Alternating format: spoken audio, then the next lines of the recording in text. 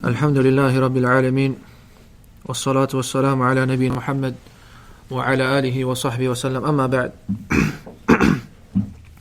To continue the study of Al-Taiyyah of Al-Ilbeeri rahimahullah, he says in line 26, وَتُفْكَدُ إِن جَهِلْتَ وَأَنْتَ بَاقٍ وَتُوجَدُ إِن عَلِمْتَ وَلَوْ فُقِدْتَ. He said that while alive, if you're ignorant, you'll be overlooked. While alive, if you're ignorant, you'll be overlooked. And if knowledgeable, you will remain even if you are dead. Now this line is basically after advising this man. What's this man's name he is advising? Abu Bakr. So Al-Ilbeeri rahimahullah is advising this man Abu Bakr who did evil to him. He's speaking bad about him. He's telling him, after he advised him regarding knowledge, the benefits of knowledge, and what knowledge really is, and having taqwa like this, he's now telling him that if you're to remain ignorant, you'll be overlooked. The ignorant one is like the one who is not really there, he's non-existent. People don't really care about him. They're not going to ask him questions. They're not going to go to him and seek knowledge, whether that's matters of the dunya or matters of deen. You're not going to go to some random guy and ask about doctor issues or mechanical issues. What about deen then? So the one who is ignorant in reality is someone that's non-existent. He's not someone people are going to go to and seek something from. But as for the knowledgeable one, then he is spoken about even when he's not present. Example, you might not be present in the sitting, but you say, Sheikh so-and-so said. The Sheikh said. Maybe the Sheikh is on the other side of the world, but you're still speaking about him, you're still mentioning him. So the Sheikh, whether he's dead or alive, or the knowledgeable one, whether he's dead or alive, he's still there, he's present. But as for the ignorant one, no one remembers him, he's non-existent. How many people died who are ignorant? Maybe they're from your family members even, and you don't even remember them till today. It doesn't even come to your mind to remember that person, because he didn't bring you much benefit. But as for the knowledgeable one, he's remembered by those who are his relatives, those who are close to him, those who are not even close to him, he's still remembered by them. So this is something which he's advising him with. Then he says to him, وَتَذْكُرُ قَوْلِي لَكَ بَعْدَ هِينٍ إِذَا حَقًّا بِهَا يَوْمًا عَمِلْتَ. He said, you remember my word to you after a time, if you truly implement it one day. Here he's encouraging him to pay attention to what he's advising him with. If you really understand what I'm advising you with, one day you'll come to know the reality of it. If you really implement it, understand it, to gain knowledge, not remain ignorant, to do knowledge only for the sake of Allah, to strive in the path of Allah Azza wa Jalla. If you truly implement this knowledge, one day you'll come to know that what I was advising you with is what will benefit you in this dunya and the hereafter. But then he tells him, وَإِنْ أَحْمَلْتَهَا وَنَبَثْتَ نُسْحًا وَمِلْتَ إِلَى هُطَامٍ قَدْ جَمَعْتَ. But if you are to leave it alone and not take this advice, you are to put this advice to waste that I'm advising you with, and rather you fell prey to the dunya to accumulate it, فَسَوْفَ تَعَدُّ مِن نَدَبٍ عَلَيْهَا وَمَا تُغْنِ النَّدَامَةُ إِن نَدِمْتَ. Then you'll pay in regret over it. You'll be in pain and regret over this matter, and the regret will not benefit you once the time is gone. Meaning, he's advising here now that if you neglect this advice and you busy yourself with the dunya and you don't pay attention to what I'm advising you with, and rather you busy yourself with this dunya, there will come a time when you're going to regret what I advised you with and you didn't accept it. You're going to regret that you didn't accept what I advised you with. And that time that comes when you regret it, it's too late now. Meaning once you die, it's too late to take that advice now. Or when you grow older age, maybe it's too late for you to accept that advice now. So you're going to one day regret that you didn't accept that advice from me. So he's encouraging him to pay attention now, to pay mind to what I'm advising you. This is not something which is small. Then he says to him, إِذَا أَبْصَرْتَ صَحْبَكَ فِي سَمَاءٍ قَدْ ارْتَفِعُ عَلَيْكَ وَقَدْ سَفُلْتَ. That if you see your companions, they're up in the sky, and you yourself are someone that's lowly. I mean, they're up in the sky with their knowledge. They're being recognized now. There are people that are up there, and people are mentioning their name, and they've been risen by Allah Azza wa Jal. يَرْفَعِ اللَّهُ الَّذِينَ آمَنُوا مِنْكُمْ وَالَّذِينَ أُوتُوا الْعِلْمَ دَرَجَاتٍ. Allah raised those that believe amongst you and those who have knowledge and levels. إِنَّ اللَّهَ يَرْفَعُ بِهَذَا الْكِتَابِ أَقْوَامًا وَيَدْعُ بِالْآخَرِينَ. Allah raises with this book some people, and with others, He drops others by it. So now that you've seen them, they're risen above the people. They're the ones giving the muhadarat, they're the ones giving the khutab, they're the ones giving the advice, they're the ones giving the fatwa. You see them in this, and you're not there, and rather you're lowly, you're ignorant, then don't blame anyone but yourself. Don't blame anyone but yourself. You were advised, but you didn't accept that advice. Now that they've been risen by Allah Azza wa Jal, do not blame anyone but yourself. You remain ignorant. And Allah didn't raise you. Understand? So here he's advising him with this now. And then he says to him, فَرَاجِعْهَا وَدَعْ عَنْكَ الْهَوَيْنَا فَمَا بِالْبُطْءِ تُدْرِكَ مَا طَلَبْتَ.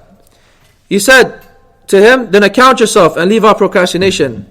For the one who delays does not reach his goal. The one who delays does not reach his goal. Now he's telling him, leave off laziness. Don't procrastinate in this matter. Take this matter with seriousness. احرص على ما ينفعك واستعن بالله. As we mentioned in last class. Be eager upon that which benefits you and seek what? Seek the aid of Allah Azza wa Jal.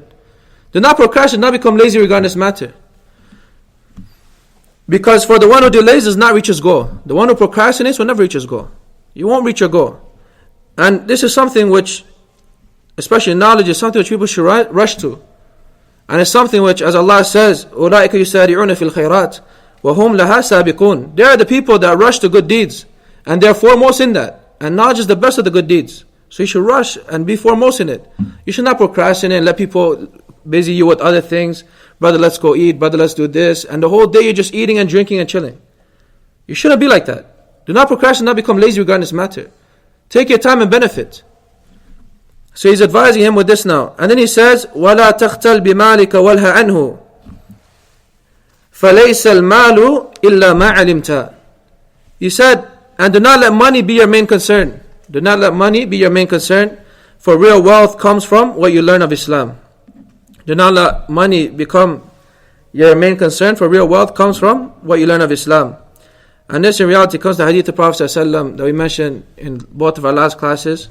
Allahumma la taj'al ad-dunya akbar hammina wa la mablagh ilmina. Allah, do not make the dunya our biggest concern. And this dua is affirmed from the Prophet ﷺ. And Shaykh Abdul Razak, he says that the true wealth in reality is knowledge. He says that true wealth in reality is knowledge. Because in reality, if you don't have knowledge, how are you going to gain wealth in the first place? To gain halal wealth, you have to have knowledge. To gain that which is halal, you have to know what is halal and what is haram. And that comes out by gaining knowledge. To know what you're doing is right or wrong, you have to have knowledge.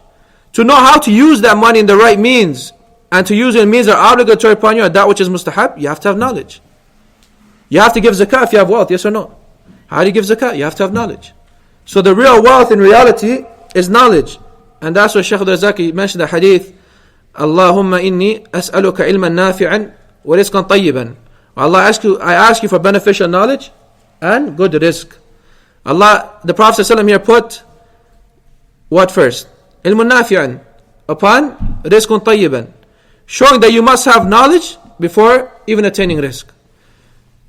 You may be attaining rizq, you don't know if it's halal or haram. How do you know? By gaining knowledge. So it's something which should be paid concern to, and this narration is authenticated by Al-Albani rahimahullah. And the Prophet ﷺ, he put forth knowledge as is the foundation of distinguishing between something which is correct and not. Meaning a good deed and a bad deed. To know that, you have to have knowledge. You can't do something even in regards to your wealth unless you have knowledge. You might not be giving zakah, you're doing something haram. You're getting sins. You might be gaining wealth in a way and you don't know that wealth you're getting is not really halal. So you must have knowledge. Then he says, وَلَيْسَ لِجَاهِلٍ فِي النَّاسِ مُغْنٍ وَلَوْ مُلْكُ الْعِرَاقِ لَهُ تَعَتَّى. And the ignorant one has nothing to offer to the people, even if he possessed the land of Iraq. And the intent behind the land of Iraq here is, what he intends is basically a parable of a spacious land. I mean, even if you have this huge spacious land, it's not going to benefit you if you're ignorant. You're not going to still benefit the people. You have no benefit for the people. Then he says, سَيَنْطِقُ عَنْكَ عِلْمُكَ فِي مَلَائٍ وَيُكْتَبُ عَنْكَ يَوْمًا إِنْ كَتَمْتَ. Your knowledge will soon attest for you in high regards, and it will be recorded for you even if you hide it. Now this is how it's translated. The translation mentions this, that they say your knowledge will soon attest for you in high regards, and it will be recorded for you even if you hide it. And the second part of this line is wrong. The translation, according to some of the mashayikh, is wrong. What they say, with the intent behind it is that وَيُكْتَبُ عَنْكَ, meaning يُكْتَبُ عَلَيْكَ يَوْمًا إِنْ كَتَمْتَ. وَيُكْتَبُ عَلَيْكَ, meaning it will be written upon you if you hide this knowledge. So here he's telling him that your knowledge will soon attest for you in high regards. But if you hide this knowledge, then it will be written against you. So for those who want to correct that, then they can correct it. And it comes from the hadith of Prophet Su'ila an ilm, the one who's asked regarding knowledge and he hides it. Al-jamahu Allah bil-ijam min an-nar. And this is basically a punishment for him, the one who hides knowledge. And hiding knowledge is not allowed in Islam. If someone asks you regarding a matter and you know the answer 100%, then you should benefit them. بَلِّغُوا عَنِّي وَلَوْ آيَةً. Relay from me even if it's a verse. And the ulama mentioned this is if you know 100% the meaning of it and understanding of that. Not someone who asks you and you say, I think brother this is the right thought, this is the right understanding of it. No, if you know 100% then you say it. So, but not hiding knowledge for the one who has knowledge and someone is asking him and something regarding a matter that he actually needs an answer to and you hide it, it's not allowed in Islam. Then he says, وَمَا يُغْنِيكَ تَشْيِيدُ الْمَبَانِي إِذَا بِالْجَهْلِ نَفْسَكَ قَدْ هَدَمْتَ. What is the point of erecting and building buildings when your ignorance will only demolish it? When your ignorance will only demolish it. I mean, if you don't learn or try to understand your religion, what will building buildings benefit you? What will building all of these buildings and attaining all of this wealth benefit you in the reality? How many people nowadays, they pay concern to dunya, but they're ignorant regarding the most simple matters of the deen. The guy might be an electrician, but he does not know how to make wudu. He might be a big doctor of hearts. He fixes people's hearts, but his whole heart is sick. He doesn't know how to fix his own heart or cure it. So it doesn't matter whether you're this title or building these big buildings, amassing all this wealth. If you're ignorant, it's not really going to benefit you. You might die the most wealthiest person in the world, and you might die a kafir, and it doesn't benefit you. So it doesn't benefit you, this stuff, unless you have ilm. And this is what he's advising him, that the dunya, yes, you pay concern to, as we mentioned, but not too much. Do not make it your biggest concern. Your deen has more importance, and ilm and ibadah has more importance than money. Do not let this money take you away from that which is more important. And this is what he's advising him with right now. He says, جَعَلْتَ الْمَالَ فَوْقَ الْعِلْمِ جَهْلًا لَعَمْرُكَ فِي الْقَضِيَّةِ مَا عَدَلْتَ. He says to him, you prefer money over knowledge unknowingly, meaning out of ignorance. Indeed, you have not been just in your reasoning. وَبَيْنَهُمَا بِنَصِّ الْوَحْيِ بَوْنٌ سَتَعْلَمُهُ إِذَا طَاهَ قَرَأْتَ. And between knowledge and wealth, by the text of the revelation, is a clear difference. You will know it if you read Surah Taha.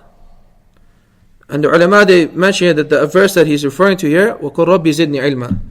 Oh Allah, increase me knowledge. The Prophet asked for increase in knowledge.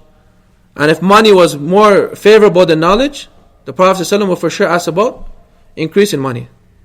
But when the Prophet asked for increase in knowledge, shows that knowledge is more favorable. And there's a big difference between the two. And for that reason he says, سَتَعْلَمُهُ إِذَا طَاهَ قَرَأْتَ. You will know that for sure if you read Surah Taha. And so we'll stop with this for today. If there's any question, we'll take it now. If not, we'll go to Sharh of Dur al-Bahiyya.